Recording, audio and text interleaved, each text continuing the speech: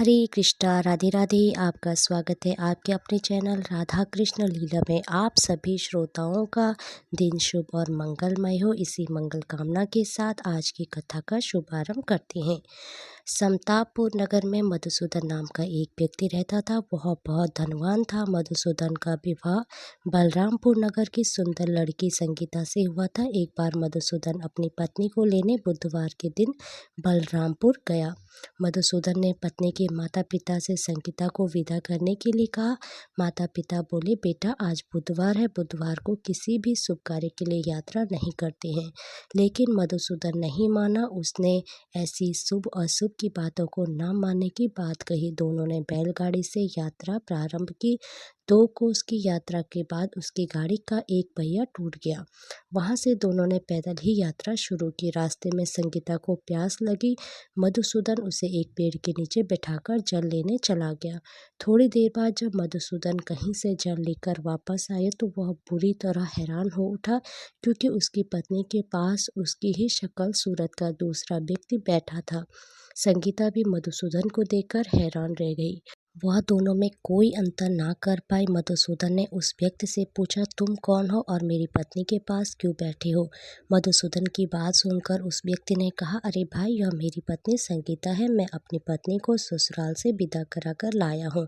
लेकिन तुम कौन हो जो मुझसे ऐसा प्रश्न कर रही हो? मधुसूदन ने कहा, तुम जरूर कोई चोर या ठग हो। यह मेरी पत्नी संगीता है। मैं इसे पेड़ के नीचे बिठाकर जल लेने गया था। इस पर उस व्यक्ति ने कहा, अरे भाई, झूठ तो तुम बोल रहे हो। संगीता को प्यास लगने पर जल लेने तो मैं गया था। मैंने तो जल लाकर अपनी पत्नी को पिला भी दिया है। अब तुम चुपचाप यहाँ से चलते बनो, नहीं तो किसी सिपाही को बुलाकर तुम्हें पकड़वा दूंगा। दोनों एक दूसरे से लड़ने लगे। उन्हें लड़ते देख बहुत से लोग वहाँ एकत्र हो गए।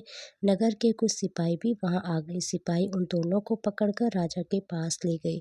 सारी कहानी सुनकर राजा भी कोई निर्णय नहीं कर पाया। संगीता भी उन दोनों में से अपने वास्तविक पति को नहीं पहचान पा रही थी। राजा ने दोनों को कारागार में डालने के लिए कहा। राजा के फैसले पर असली मधुसूदन भयभीत हो उठा। तभी आकाशवाणी हुई, मधुसूदन, तुमने संगीता के माता पिता की बात नहीं मानी और बुधवार के दिन अपने ससुराल से प्रस्थान किया। यह सब भगवान बुद्ध देव के प्रकोप से हो रहा है। मधुसूदन ने भगवान बुद्ध देव से प्रार्थना की, हे भगवान बुद्ध देव, मुझे क्षमा कर दीजिए। मुझसे बहुत बड़ी गलती हो गई है। भविष्य में अब कभी बुधवार के दिन यात्रा नहीं करूँगा और सदैव बुधवार को आपका व्रत किया करूँगा। मधुसूदन की प्रार्थना करने से भगवान बुद्ध देव ने उसे क्षमा कर दिया। तभी दूसरा व्यक्ति राजा के सामने से गायब हो गया। राजा और दूसरे लोग इस चमत्कार को देख हैरान हो गए।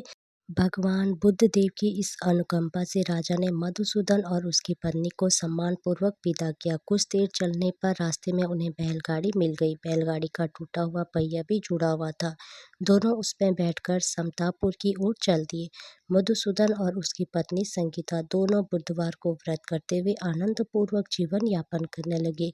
इस तरह भगवान बुद्ध देव की कृपा से उनके यहाँ खुशियाँ बरसने लगी। इस तरह से जो स्त्री पुरुष विधिवत बुधवार का व्रत करके व्रत कथा सुनते हैं, भगवान बुद्ध देव उनके सभी कष्ट दूर करते हैं।